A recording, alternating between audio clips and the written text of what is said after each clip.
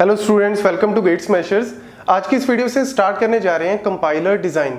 तो चाहे आप कॉम्पिटिटिव एग्जाम की प्रिपरेशन कर रहे हो, लाइक गेट एग्जाम की, नेट की, नीलिट की, कोई भी पीएसयू एग्जाम की जिसमें सिलेबस के अंदर ये टॉपिक मेंशन किया हुआ है, या फिर आप कॉलेज या यूनिवर्सिटी एग्जाम की भी प्रिपरेशन कर रहे हो ना, तो जितने भी पॉइंट मैं आपको कंपाइलर डिजाइन की पूरी सीरीज में बताऊंगा ना, ये सारे पॉइंट्स आपको बहुत ज्यादा हेल्प करेंगे। और गाइज, इन सारे पॉइंट्स को अच्छे से नोट करना, बड़ी क्लियर एंड क्रिस्प वीडियो जो है वो आपके लिए लेके आ रहा हूं। और मैं आपको बता दूं कि यहां पे जितने भी पॉइंट्स मैं आपको बताऊंगा ना कहीं स्टूडेंट्स को ना यार ये कंपाइलर डिजाइन जो है वो थोड़ा सा ट्रिकी, थोड़ा सा कॉम्प्लेक्स लगता है। मैं भी उसमें से एक ही था एक्चुअल में। मैंने कभी भी इसके ऊपर ज्यादा फोकस नहीं किया। मैं एक दो टॉपिक जो है वो पढ़ के छोड़ देता था कि चलो बाकी टॉपिक तो आते ही है ना, इसको नहीं भी पढ़ेंगे तब भी चल जाएगा। लेकिन नहीं, सारे पॉइंट जो है वो इंपॉर्टेंट है। Each and every subject is very important. और ये तो वैसे भी रियल लाइफ एग्जाम्पल में कितना ज्यादा इंपॉर्टेंट है। आप जितनी भी प्रोग्रामिंग लैंग्वेजेस को यूज करते हो, हम लोग सारी की सारी हाई लेवल लैंग्वेजेस को यूज कर रहे हैं, लेकिन कंप्यूटर उनको कैसे इवैल्यूएट कर रहा है, कैसे उसको कन्वर्ट करता है हाई लेवल से लो लेवल में, मशीन लेवल में, वो एक्चुअल में कंपाइलर की ही पूरी की पूरी कहानी है। तो यहां पे मैं आपको बताऊं ना, मैंने कभी इसके ऊपर ज्यादा फोकस नहीं किया, लेकिन एक्चुअल में ये बिल्कुल ऐसे ही है कि जैसे लाइक अगर हम बात करें ना, पहाड़ पे चढ़ना है, तो पहाड़ पर चढ़ते टाइम में होता क्या है कि सबसे पहले में नॉर्मल देखते ही डर लगने लग जाता है कि यार ये क्या चीज है। लेकिन जैसे ही आप उसकी बिल्कुल चोटी पे पहुंचते हो ना, उसके पीक पे पहुंचते हो, तब आता है असली नजारा, तब आता है मजा।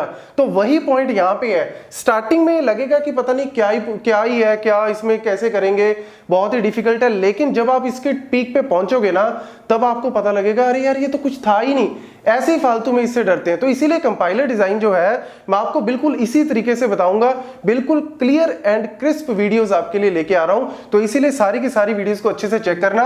अगर मैं एक जस्ट फॉर एग्जांपल आपको बता दूं कि गेट के पॉइंट ऑफ व्यू से बात करें ना, तो 4 मार्क्स का इंपॉर्टेंट आप कह सकते हो कि मतलब चाहे 2 क्वेश्चन लगा लो 2-2 नंबर के, चाहे आप लगा लो 2 क्वेश्चन 1-1 नंबर के, 1-2 का, मतलब कैसे भी लगा लो, लेकिन 4 नंबर का पेपर जो है वो आप कह सकते हो। ऐसे ही नेट में भी आप बात करें तो नेट में भी आप कह सकते हो कि 4 मार्क्स तक का इसमें से आ सकता है। और ये 4 मार्क्स आप बिल्कुल सिक्योर कर सकते हो, इसमें कोई भी गड़बड़ जो है वो नहीं होगी। Getting the point? तो चलिए स्टार्ट करते हैं। ये जो सिलेबस मैंने यहाँ पे मेंशन किया हुआ है, 5 टॉपिक मेंशन किए हैं। एक्चुअल में जो कंपाइलर के फेजेस है ना, जो नेक्स्ट वीडियो में हम डिटेल में डिस्कस करेंगे, ये 5 के 5 फेजेस ही एक्चुअल में इसका सिलेबस है। तो पहला टॉपिक आता है हमारे पास लेक्सिकल एनालिसिस का। सबसे पहला फेज आता है लेक्सिकल एनालिसिस का, जिसमें हम टोकनाइजेशन के बारे में बात करेंगे। That is a major point. तो वहां पे में भी 1 आधे नंबर का क्वेश्चन आ जाता है, इजी टॉपिक है। नेक्स्ट हमारे पास जो पार्सिंग है, ये ही सबसे ज्यादा इंपॉर्टेंट है गाइस।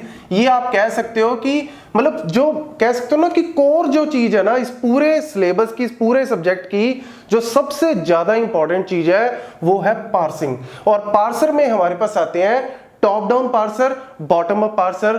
टॉप डाउन में भी जो सबसे ज्यादा इंपॉर्टेंट है that is your LL parser. और फिर अगर हम बात करें बॉटम अप में, वहां पे हमारे पास एसएलआर आ गया, एलआर आ गया, एलएलआर आ गया। वहां पे हम उनके बारे में एक एक करके डिस्कस करेंगे। सिमेंटिक एनालिसिस में हम यहां पे बात करेंगे एसडीटी की, सिंटेक्स डायरेक्टेड ट्रांसलेशन लैंग्वेज की हम बात करेंगे, जो बेसिकली सिमेंटिक के बारे में हम यहां पे रूल्स के अकॉर्डिंग हमने कैसे एक्शन परफॉर्म करना है मैं आपको बता दूं। One of the easiest portion, बिल्कुल इजी पोर्शन है, बिल्कुल इजी पोर्शन है। देन इंटरमीडिएट कोड जनरेशन, जो मेरा यहां पे कोड जनरेशन की अगर हम बात करें ना, तो हमारे पास पोस्ट फिक्स कोड है, हमारे पास 3 एड्रेस है, डैग है, लेकिन one of the most important है योर 3 एड्रेस। तो यहां पे भी कई बार गेट में या फिर आपके कॉम्पिटिटिव एग्जाम में क्वेश्चन काफी आ जाते हैं। तो पार्सिंग के बाद मैं नेक्स्ट इंपॉर्टेंट बोलूंगा इंटरमीडिएट कोड जनरेटर को। फिर हमारे पास आता है फाइनली कोड ऑप्टिमाइजेशन। सिंपल सा टॉपिक है, मशीन डिपेंडेंट के अकॉर्डिंग या मशीन इंडिपेंडेंट के अकॉर्डिंग हम कैसे कोड को ऑप्टिमाइज कर सकते हैं। कोड ऑप्टिमाइजेशन मतलब कि टाइम कॉम्प्लेक्सिटी को रिड्यूस करना, स्पेस कॉम्प्लेक्सिटी को रिड्यूस करना, इंस्ट्रक्शंस को हम इस तरीके से लिख सकते हैं ताकि मेरा जो है वो टाइम कम से कम लगे। That is your code optimisation. तो ये भी आपका इजी टॉपिक है, ये भी आपका इजी टॉपिक है। जो आपको थोड़ा सा परेशान कर सकता है दैट इज योर पार्सिंग, क्योंकि इसमें थोड़े से स्टेप्स आपको याद रखने हैं। याद रखने का मतलब मैं आपको क्रैमिंग नहीं कह रहा, क्रैमिंग नहीं करनी, सारे के सारे पॉइंट पूरे लॉजिकल है, लेकिन स्टेप्स थोड़े से बड़े हैं, तो वहां पे आपको थोड़ा सा पॉइंट जो है वो नोट करना पड़ सकता है। Rest of the topic is very easy. तो इसीलिए बिल्कुल इन सारे पॉइंट्स को नोट कर लेना और एक एक करके हम इन सारे पॉइंट को डिस्कस करेंगे।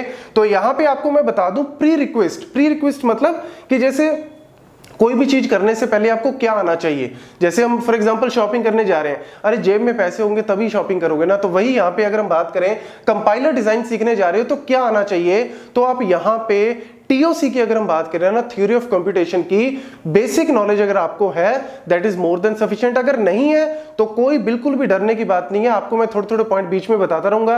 अदरवाइज उसकी प्लेलिस्ट ऑलरेडी है मेरी, तो उसमें से आप थोड़ा थोड़ा पॉइंट जो है वो पढ़ सकते हो, क्या पढ़ना है वो आपको बताता रहूंगा, ठीक है ना। मेनली यहाँ पे हम चाहे हम फाइनाइट ऑटोमेटा की बात करें, चाहे रेगुलर लैंग्वेजेस की बात करें, कॉन्टेक्स्ट फ्री लैंग्वेजेस या ग्रामर्स की बात करें, तो बीच बीच में मैं आपको थोड़ा थोड़ा उसका गाइड करता रहूंगा। दूसरा, कंप्यूटर ऑर्गेनाइजेशन एंड आर्किटेक्चर का भी थोड़ा सा नॉलेज आपको होना चाहिए। इंस्ट्रक्शन क्या होती हैं, कैसे इंस्ट्रक्शंस को एग्जीक्यूट करते हैं, एड्रेसिंग मोड, ये बेसिक नॉलेज आपको होनी चाहिए। और नहीं है तब भी कोई बात नहीं, चल जाएगा। मैं आपको इसी तरीके से पढ़ाऊंगा कि आपको इस तरीके कोई डाउट जो है वो नहीं रहेगा, लेकिन फिर भी आप थोड़ा बहुत उसको पहले से भी पढ़ सकते हो ताकि आपको और बिल्कुल ऐसे इजीली जो है वो सारे पॉइंट जो है वो समझ आ जाए। तो ये बेसिकली आप इन सारे पॉइंट्स को नोट कर लेना। तो नेक्स्ट वीडियो से हम लोग स्टार्ट करने जा रहे हैं phases of the compiler. Thank you.